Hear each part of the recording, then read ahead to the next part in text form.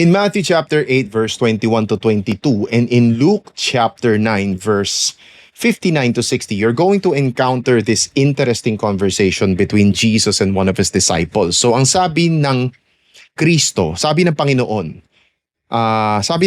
dito sa disipulo na to, follow me. At ang sabi naman nitong disipulo na to, first, let me go and bury my father. No? Apparently, namatayan siya. Ang sabi naman ni Kristo sa kanya, let the dead bury their own dead, but as for you, go and proclaim the kingdom of God.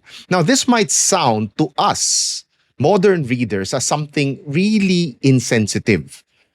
No? It's quite inconsiderate and somehow offensive. No? Why would you do that? He's your own father. Why would you dishonor your father? Diba? Yun ang iisipin natin, yung unang papasok sa utak natin. But the reality is, this is talking about, what Jesus is trying to do here is he's trying to communicate the degree of consecration that we as believers have in Jesus Christ. No? When you go to Leviticus chapter 21, makikita mo dito, the Lord gave instruction to Moses. And he tells Moses, sabihin mo sa mga priests, sabihin mo sa mga descendants ni Aaron, that a priest must not make himself ceremonially unclean by touching the dead body of a relative. The only exceptions are his closest relatives, his mother, father, son, daughter, brother, or sister na umaasa sa kanya.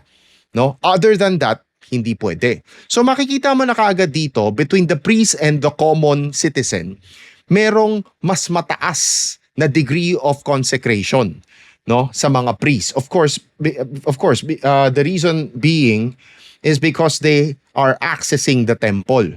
No? They are serving. They have this ministry inside the temple. But here's the thing. When you go to Numbers chapter 6, you're going to find out that there is an even greater consecration when it comes to the Nazarites. Anong ibig kong sabihin? When you go to Numbers chapter 6, and by the way, Nazarites are voluntary. No? People who voluntarily consecrate themselves to the Lord. The meaning of Nazir is actually translated as holy ones when you read your Greek translations, no? So, ito ang batas na binibigay when it comes to touching dead people. Ang sabi sa kanila, they must not go near a dead body during the entire period of their vow to the Lord.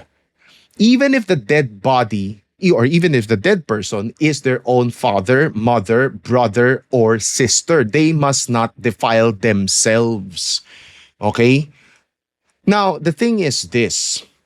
What Jesus is trying to tell us, even the common believer holds a greater degree of consecration, no, when they give their lives to Christ, when they consecrate voluntarily themselves to Christ. When you accept Jesus Christ, you as a believer, you are held to a higher degree of responsibility, accountability, and consecration, even higher than the Levitical priesthood of the Old Testament. And with that, God bless.